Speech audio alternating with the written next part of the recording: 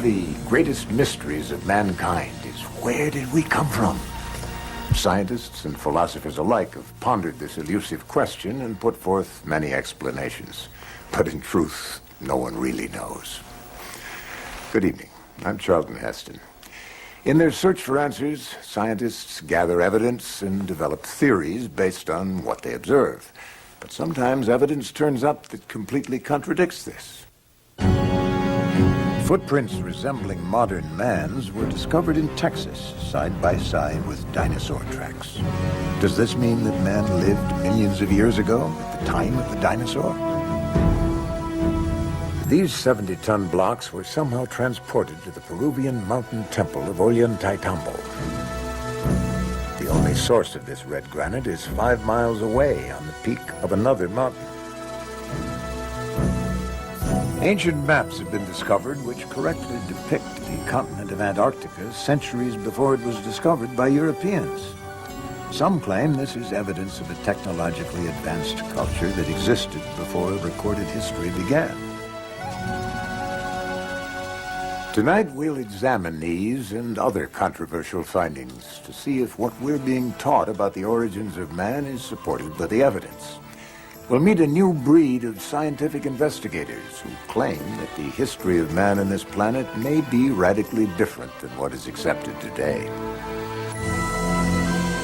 Before the 19th century, Western man looked to the Bible for an explanation of his origins. In the story of Genesis, God created man from the dust of the earth 6,000 years ago. But when man dug into the earth for answers, he found evidence that appeared to tell a different story. Evolution. In 1859, Charles Darwin published his book, The Origin of Species. This book put forth the revolutionary idea that all life on Earth could be explained by the workings of nature. Instead of a supreme being creating the diversity of life, the theory of evolution proposes that accidental changes in nature are the cause. These changes are governed by the process of natural selection. Survival of the fittest. Over the past 2 centuries, archaeologists have collected bones and artifacts that suggest there's a logical sequence of evolutionary steps from ape to man. Man's earliest relatives were ape-like beings who appeared around 25 million years ago. The first of those to walk upright emerged 20 million years later. Over the remaining 5 million years, he continued to evolve, passing through various stages of development until modern man, like ourselves, emerged over 100,000 years ago. Archaeologists determine the age of artifacts by the level of strata or layer of earth they're found in. Recent artifacts associated with modern man are generally found close to the surface, while older, more primitive artifacts are in deeper layers of the ground. But sometimes artifacts are found that break all the rules. Archaeologists call them anomalous artifacts. What happens when we find a modern human skull in rock strata far beneath even the oldest of man's ancestors? In their controversial book, Forbidden Archaeology, Michael Cremo and Dr. Richard Thompson have documented hundreds of these anomalous artifacts which have yet to be explained. The basic body of evidence that we've uncovered in this book suggests that human beings of modern anatomical type have been existing for many, many millions of years into the past. In 1880, California state geologist J.D. Whitney was intrigued by an unexpected discovery made 300 feet under Table Mountain. While digging for gold, miners unearthed a variety of stone tools such as mortar and pestles and ladles. Incredibly, the rock strata the tools were reportedly found in was dated as early as 55 million years old. Whitney made a thorough report in these finds and came to an unsettling conclusion. Man could be millions of years older than the current evolutionary model suggests. This bizarre evidence seems to have been well documented, yet the general public and many within the scientific community are unaware of these controversial finds. The question is, why haven't we heard of these discoveries before? Oh, I think we're talking about a massive cover-up. As I said, over the past 150 years, these archaeologists and anthropologists have covered up as much evidence as they've dug up, literally. Basically what you find is something we call a knowledge filter. This is a fundamental feature of science. It's also a fundamental feature of human nature. People tend to filter out things that don't fit, that don't make sense in terms of their paradigm or their way of thinking. So in science, you find that evidence that doesn't fit the accepted paradigm tends to be eliminated. It's not taught, it's not discussed, and people who are educated in scientific teachings generally don't even learn about it. Conventional theory states that modern man originated in southern Africa around 100,000 years ago. From there, he migrated north into Europe and southern Asia, continued through Asia, and crossed the Bering Strait into the New World around 30,000 years ago.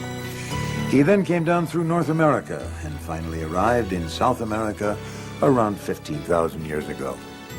Yet numerous artifacts have been found across North and South America that are so old they threaten to completely overturn this theory.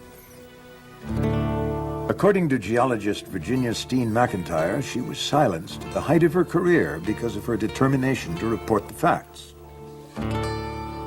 In the summer of 1966, a collection of stone tools, including this leaf-shaped spear point, was uncovered at Hueyatlico, Mexico. To find out exactly how old the spear points were, a team of experts from the United States Geological Survey was called in to date them.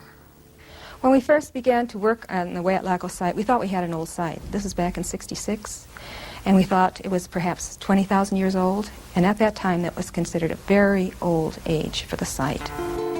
We did what they call radiometric dates, which gives an actual date range, and we used two different methods to do that. One was using uranium atoms, another one was using little zircon crystals.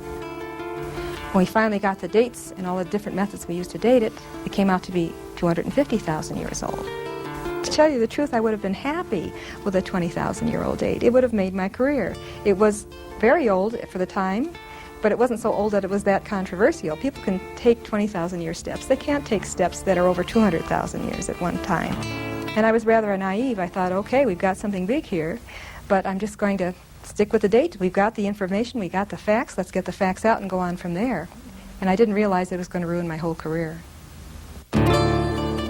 According to Dr. McIntyre, because she stuck to the facts, all of her professional opportunities were closed off.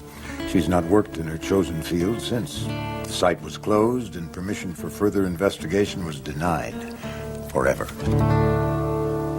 It's not necessarily a deliberate conspiracy in the sense of some people getting together in a smoke-filled room and saying, we're going to deceive people. It's something that happens automatically within the scientific community. So when a given piece of evidence disagrees with the predominant theory, then automatically people won't talk about it, they won't report it, and that means that science fails to progress in the way that one would hope.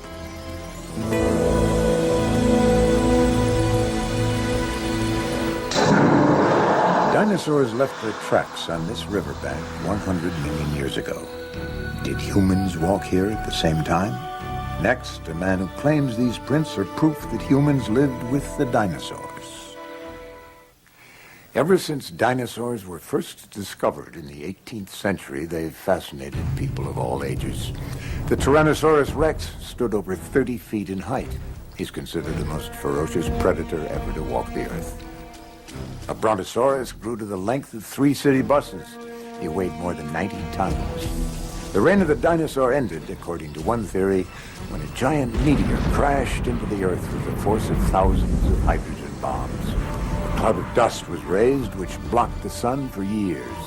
This marked the end of the dinosaurs. According to conventional scientific theory, no human beings were alive then to witness these events. Or were they? Over 100 million years ago, the limestone bedrock of the Paluxy River in Texas was a muddy plain. It was here that countless dinosaurs left their footprints to be fossilized and preserved forever. But the tracks of another creature have also been preserved in these banks. possibly the tracks of man. Archaeologist Carl Bau has led the investigation of these controversial prints for over 12 years. My reaction was one of shock. I had heard of human footprints being found in this locale on the Biloxi near Glen Rose, Texas, but I was rather skeptical. And here, after removing actual rock layers, the team and I excavated a series of dinosaur footprints. And 18.5 inches from one of those dinosaur footprints, we excavated a 16-inch human footprint. We excavated 12 footprints in a series. And when you find a trail with left, right pace and stride, the right distance apart, then you have to interpret this as belonging to humankind. It's been claimed that the Biloxi River footprints are a hoax carved into the limestone bedrock as a tourist attraction. Well, we found trails leading under limestone ledges and actually removed the limestone ledges one slab of rock at a time. And we found that both the dinosaur footprints and the trail of human footprints continued under the rock ledges. This evidence is real. Today, many of the so-called human prints have fallen victim to erosion and the hands of vandals. But Carl Bau is in possession of one of the most compelling prints ever found. What you are about to see is the most controversial artifact in his collection.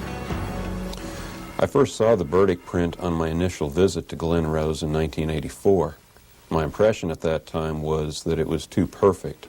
But it's clearly a human footprint demonstrating the heel section, the arch, the base of the metatarsals, the first or great toe, second, third, fourth, and fifth toe. After our examination of this print, we find that it definitely is in the Cretaceous limestone, in the same formation with the dinosaur footprints.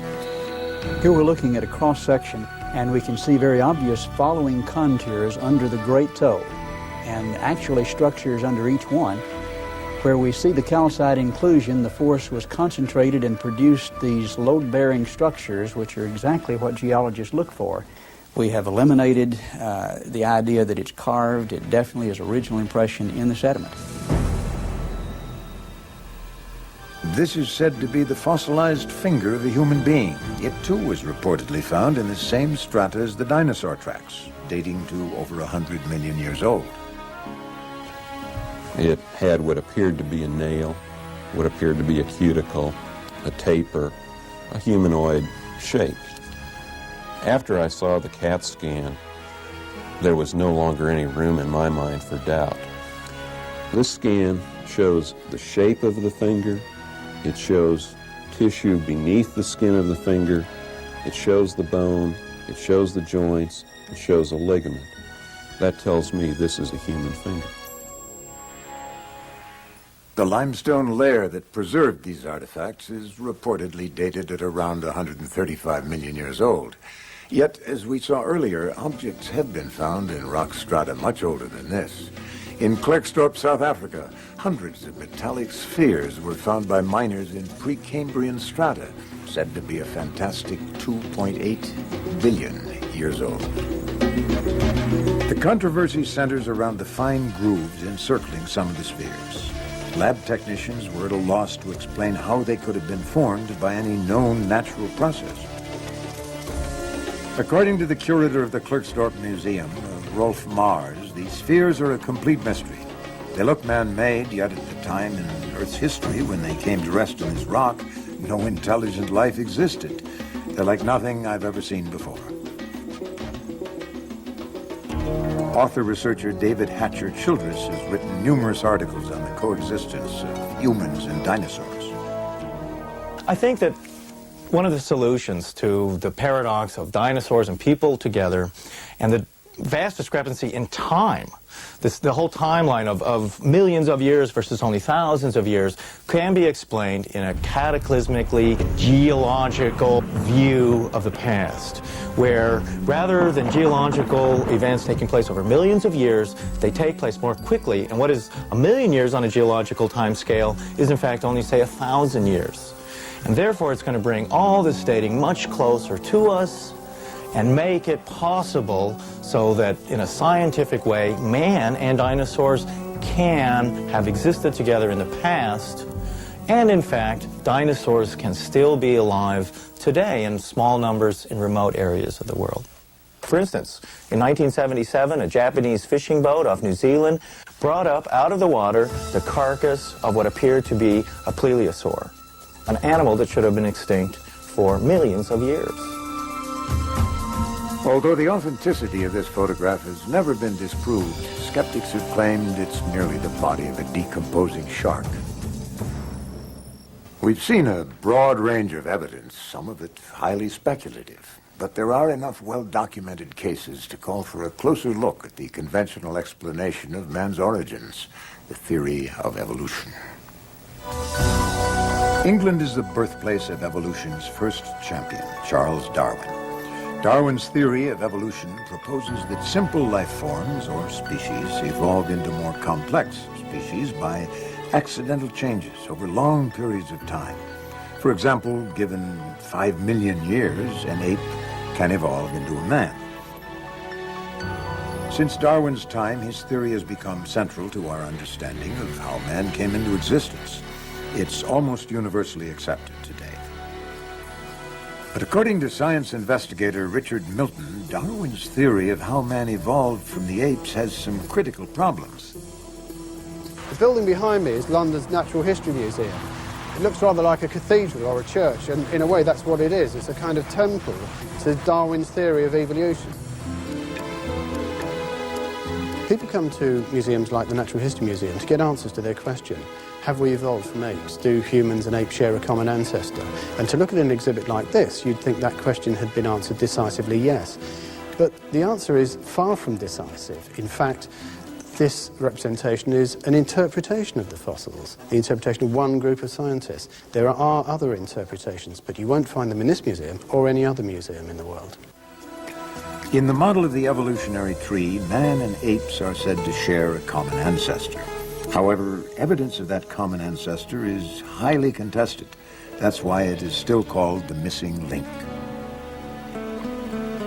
When Darwin's theory of evolution was embraced, it was assumed that in the next century enough fossil evidence would be found to prove that man had evolved from the apes. Darwinists have promised us a missing link, and so they've got to deliver. They've got to come up with one. Any missing link will do, it seems. Every so often a skeleton is found in Africa.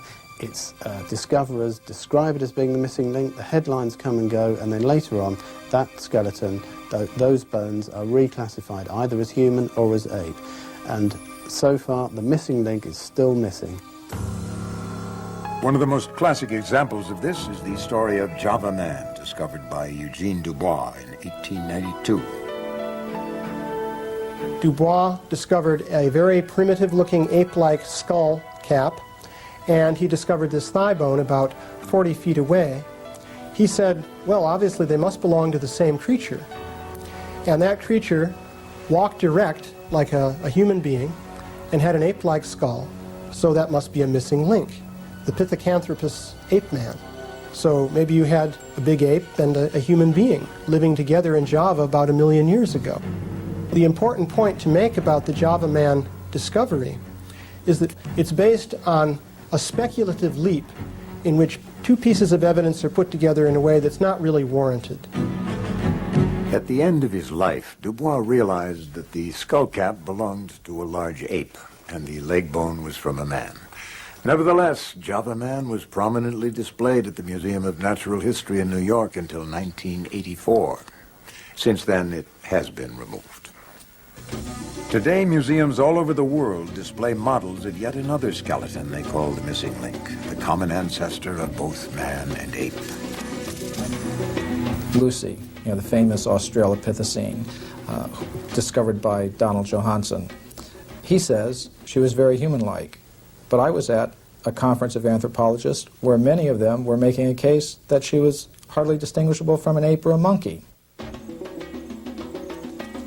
These bones have been restored to resemble a missing link, part human, part ape, and Lucy is now thought of as being our long-lost ancestor.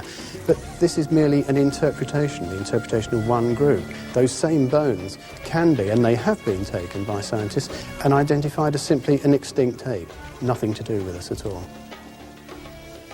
The newspapers are constantly reporting new discoveries that add to our understanding of man's origins, but so far, conclusive evidence of a missing link has not been found. So what happens to the evolutionary model if the missing link does not exist at all? Without it, there's little support for man's connection with the apes, and the model simply collapses. Some people have said to me, how can you criticize a theory if you don't have something to replace it with? Well, I don't accept that. If the emperor hasn't got any clothes on, then the emperor hasn't got any clothes on. It's not my fault. It seems to me that if Darwinism is wrong, then somebody has got to point the finger. Next, we will visit the mysterious city of Tiahuanaco, built at an altitude of 12,500 feet, with stones weighing 150 tons. This could be the oldest city in the world, built by a civilization as yet unknown. In order to unravel the mystery of man's origins, we must follow the path of civilization. Now, civilization is said to have spread from the old world to the new world, but there is evidence that humans were building cities in the new world thousands of years before history tells us. Traditionally, the oldest city in the world is thought to be Jericho in the old world, dated to around 8,000 BC. Yet in South America, the so-called New World, scientists are looking at evidence of a city that could be twice as old. Situated at an altitude of 12,500 feet, Tiahuanaco is one of the most mysterious cities in the world. Traditionally, it's thought to have been built by the predecessors of the Incas 2,000 years ago. However, around the turn of the century, Politian scholar Arthur Poznański began a 50-year study of the ruins of Tiahuanaco. Using the science of astronomy, Poznański came to an amazing conclusion. He calculated that Tiahuanaco had been constructed more than 17,000 years ago, long before any civilization was supposed to have existed.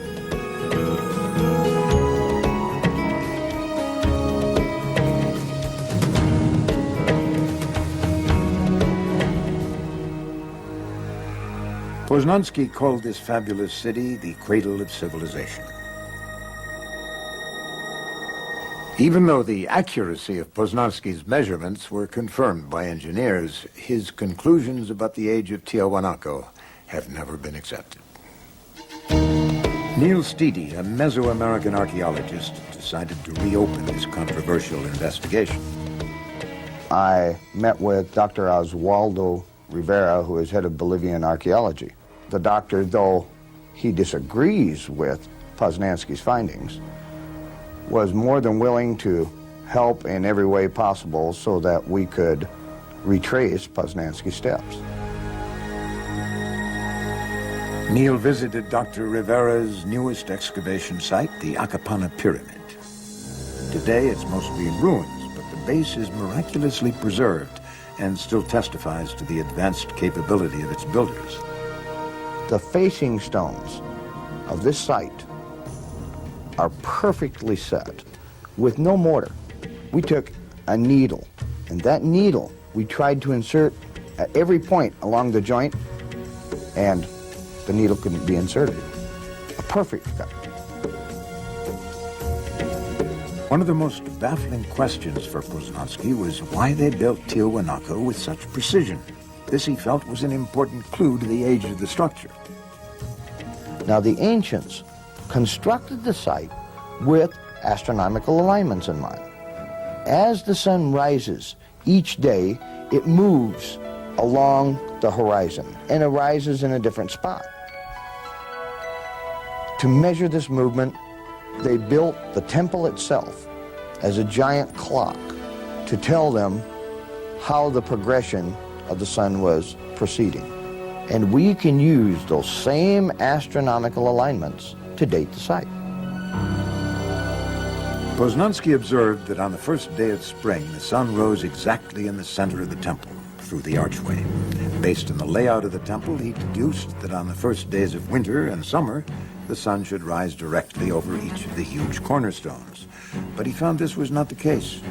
The position of the sun was, for some reason, slightly outside of the corner markers. He wondered what that reason was. In Tiahuanaco and in the other ancient sites surrounding it, the architecture is perfectly aligned to the cardinal points. The buildings are deliberately oriented to the cardinal points. But if we measure each building precisely, we will find errors. I believe these are simple errors of construction, not at all related to the date of construction. After observing the perfection with which this site is built, with 100-ton stones, to suggest that such things as the solstice markers are misaligned, I find incredible. No, I think the solstice markers were probably very precisely located, as everything else in the site. And in fact, this is the very argument that Poznański used to calculate the antiquity of the site. By measuring the angle of the cornerstones and comparing that angle to today's sunrise position, Poznański was able to calculate that Tiahuanaco was built 17,000 years ago. At that time, the tilt of the Earth's axis was slightly different than it is today. So the summer and winter suns would have risen directly above the ancient cornerstones. The only correction that I would make is that we now have better astronomical measurements due to satellites and computers. And I would suspect the date would be more like 12,000 years ago. But that still makes Tiahuanaco the oldest city known on the face of the earth. In his Chronicles of Peru, written in the 1600s, Garcia de la Vega wrote that when the Spanish first arrived in South America, they asked the Incas who built this incredible city of Tiahuanaco. Did you build it? The Incas said, no. In fact, they laughed at the idea. They said, we had nothing to do with it. This was built thousands of years before our time. The current view says that man arrived in South America around 15,000 years ago, a wandering hunter-gatherer. Yet the evidence we've seen suggests that Tiahuanaco was designed by an advanced civilization. A chance discovery reveals just how advanced they may have been. While restoring the ancient temple of Pumapunka, Dr. Rivera and his team discovered a long-lost secret of the ancient builders. They found a strange depression between two blocks of stone. Upon clearing out the debris, they noticed the unmistakable glint of metal. Whoever built Tiahuanaco came up with a very ingenious method for holding together the huge stones which they used to build the site. They carved a groove in the edge, and into this groove they would pour a molten alloy, which later hardened into a staple. What I find amazing here is that to move to each site where the staple was needed, they had to have something like a portable smelting plant to maintain this metal in a molten state. Mysterious metal clamps revealed a level of technology far beyond their time. The antiquity and the technological sophistication of Tiahuanaco should make each and every one of us fully question the origins of civilization.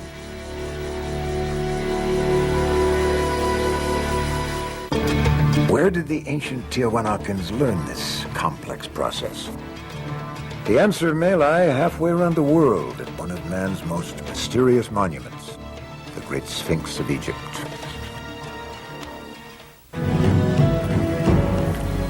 Is it possible that there was an advanced civilization on this planet thousands of years before history tells us?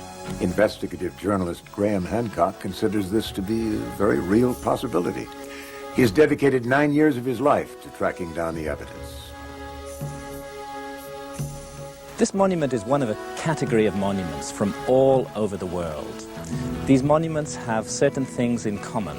First and foremost, enormous blocks of stone, gigantic, weighing hundreds of tons. Secondly, very precise scientific astronomical alignments. And thirdly, the greatest mystery of all, we don't know who built these monuments. Hancock points to a number of sites throughout the world which exhibit gigantic stone construction. This is called megalithic architecture. The immense fortress of Sacsayhuaman in Peru is comprised of individual granite stones, some weighing 360 tons. That's the equivalent of 2 diesel locomotives. The Osirian in Egypt is made of tremendous pillars of red Aswan granite, some of which weigh over 100 tons. My own view is that what we're looking at here is a common influence that touched all of these places long before recorded history began. A remote third-party civilization unidentified by historians that had a presence in Mexico, that had a presence in South America, that had a presence in Egypt and elsewhere, and that left behind a legacy of knowledge in all of those places. In 1993, an independent Egyptologist, John Anthony West, shocked the world with geological evidence that the Sphinx in Egypt could be 12,000 years old. Recently, astronomer-engineer Robert Bauval, using a computer model of the Giza Plateau, made a startling discovery which seems to confirm this ancient age of the Sphinx. In very simple terms, the first thing that one realizes when you look at the pyramids of Giza is that they're designed along astronomical principles. We're finding that the astronomy is leading us to conclude that the Sphinx was erected in 10,500 BC. And this matches exactly with the ideas that have been developed in the geological analysis of the Sphinx. So there are 2 hard sciences now indicating that the Sphinx could be very, very old, and going back to the 11th millennium BC. According to Graham Hancock, if Tiahuanaco and the Sphinx were both built around 12,000 years ago, they may have had a common source. Consider these similarities between the Americas and Egypt. Both have huge pyramids, precisely aligned to the cardinal points. Temples with megalithic stones, with extremely fine joints of less than a 50th of an inch. Both Egypt and the Americas used royal headdresses of similar style. Both employed a unique style of construction using L-shaped corners. Both used the same style of metal clamps to hold huge stones in place, and both cultures used the process of mummification to preserve and honor their dead. These compelling similarities between Egypt and the Americas suggest to some that a sophisticated group of seafaring people crossed the Atlantic thousands of years before Columbus. A collection of ancient maps suggests they may have had a knowledge of the world which has never been explained. In 1929, rolled up on a dusty shelf in a library in Constantinople in Turkey, a map was found. This map had been drawn in 1513 by a Turkish admiral, Admiral Piri Reis. The strange thing about this map is it shows features of the Earth that nobody in 1513 should have been able to know. Before the 18th century, sailors ran the risk of crashing their ships onto rocky coastlines because they lacked one thing, the ability to calculate longitude. For that, you need an extremely accurate clock. It wasn't until 1790 that the first accurate marine timepiece was invented, and sailors could pinpoint their position on the seas. Yet 250 years before this clock was made, Piri Reis had drawn a map which showed the coastlines of Africa and South America within a half a degree of longitude. And as Piri Reis himself told us, that knowledge was not his knowledge. It was knowledge that he'd borrowed and copied from earlier maps. And he stated on the map that it was based on more than 20 source maps, and that some of these maps went back to the time of Alexander the Great, or even earlier, in other words, to before the time of Christ. So the mystery is, where did these source maps come from? Who charted the globe long ages ago with an accuracy that we ourselves can hardly match today? A professor of science, Charles Hapgood, was combing through the map room at the Library of Congress when he made a startling discovery. As my eyes fell upon the southern hemisphere of a world map drawn by Orontius Phineas in 1532, I had the instant conviction that I had found here a truly authentic map of the real Antarctica. The mystery of this map is it shows Antarctica as it looks under the ice long before Antarctica is even supposed to have been discovered. And perhaps the greatest mystery of all is that it shows the Antarctic Peninsula not as it looks today, covered by more than a mile of ice, but as it actually looks underneath that covering of ice. Now, we ourselves have only known what the land under the Antarctic Peninsula really looks like since 1958, when seismic surveys were taken across the ice cap. Hapgood put his theory to the test. He compared the Orontius Phineas map with a map of Antarctica as it looks covered with ice. The maps were similar, but details of the coastline were obscured by the ice. Then, using a map created by seismographic survey, he was able to compare the actual coastlines of Antarctica with the Orontius Phineas map. When the maps were overlaid, the similarities astounded him. The clearest deduction of all is that whoever drew up those original source maps thousands of years ago had a level of technology as high as our own. They had explored the whole globe from north to south and from east to west. So this is testimony of an advanced and as yet unidentified civilization in remote prehistory.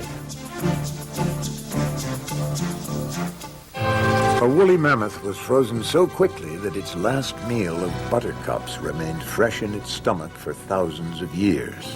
This sudden drop in temperature may be a clue to the disappearance of the unidentified civilization Plato called Atlantis. If a technologically advanced culture did live on the Earth thousands of years ago, what happened to them? The Greek philosopher Plato described an advanced civilization whose legend was preserved by Egyptian priests. As the story goes, Atlantis was a great empire of engineers and scientists who were in many ways more technologically advanced than we are today. It was destroyed 12,000 years ago by floods and earthquakes, forcing its survivors to seek refuge all over the world. For centuries, scientists and explorers have searched in vain for a continent that fits Plato's description of Atlantis.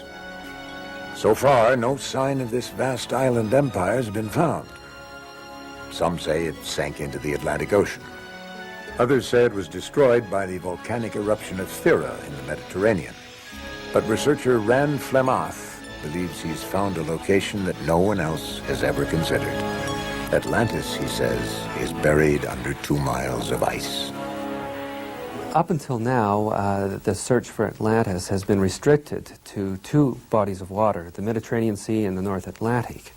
But Atlantis is said to have been in the real ocean.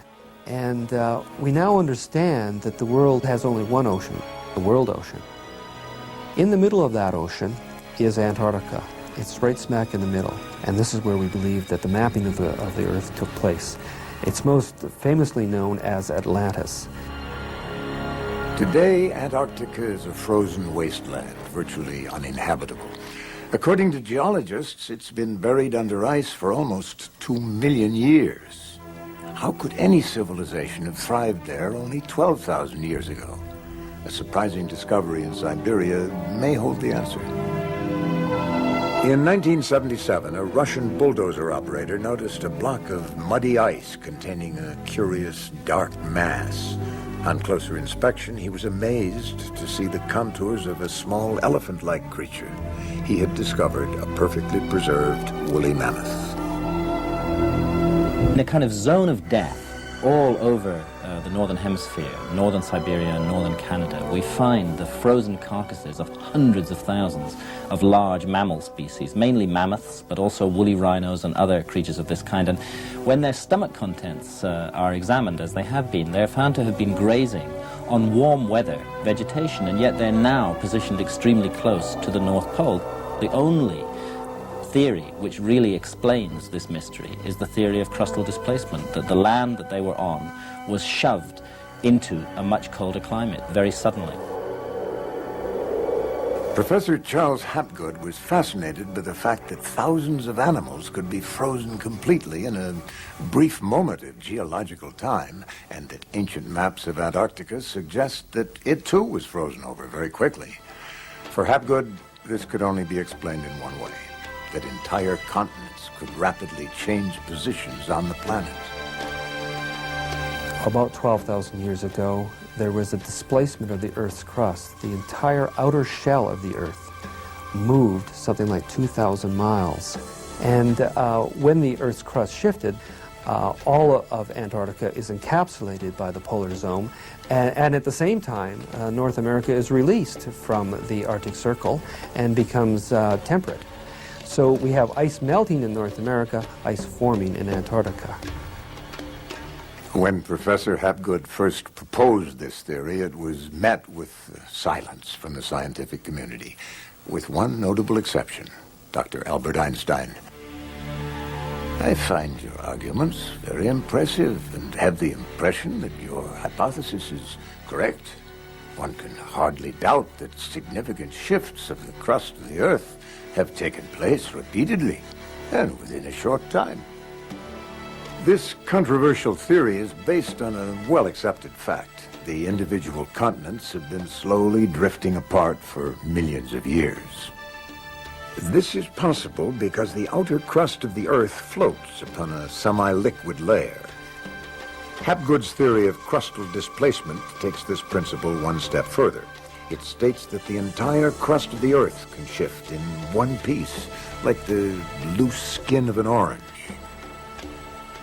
Hapgood documented 3 Earth crust displacements in the last 100,000 years. We believe that they happen every 41,000 years. The last one happened 11,500 years ago, so we're not due for another Earth crust displacement for 29,500 years. According to Hapgood's theory, this cataclysmic shift is caused by an imbalance of ice on the polar caps. Over time, ice builds up at the poles, reaching as much as 2 miles in thickness. The tremendous weight of the ice causes an imbalance on the globe. The ice shifts, dragging the outer crust and the continents in one piece to new positions. The polar caps are now in a warmer climate where they begin to melt, while temperate lands are in the polar regions where they freeze and build up ice.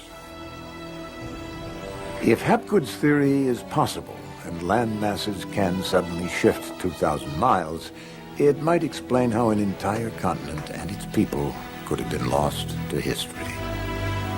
I am convinced by the evidence that we are a species with amnesia. We have forgotten something of great importance from our own past. When we recover it, we'll realize for a start that our civilization isn't the apex of creation. It isn't the pinnacle towards which everything has been building throughout all of geological time. Rather, it's part of an up and down, a flow, that it's possible for a civilization to reach a very high level of advancement and be wiped out. This is something we've never really confronted, and we need to confront it. We have met the experts and looked at the evidence that seems to contradict our conventional theories about the human race. Numerous artifacts indicate to some scientists that man could be millions of years old, throwing into question our descent from the apes. Ancient maps and megalithic architecture suggest that an advanced culture may have existed 12,000 years ago, their homeland wiped out by a cataclysm that rearranged the entire face of the planet. It's been said that man has made the climb from Stone Age to civilization more than once, and that our present time is just the latest in this cycle. But only if the evidence is allowed to speak for itself will we ever learn the truth about the mysterious origins of man.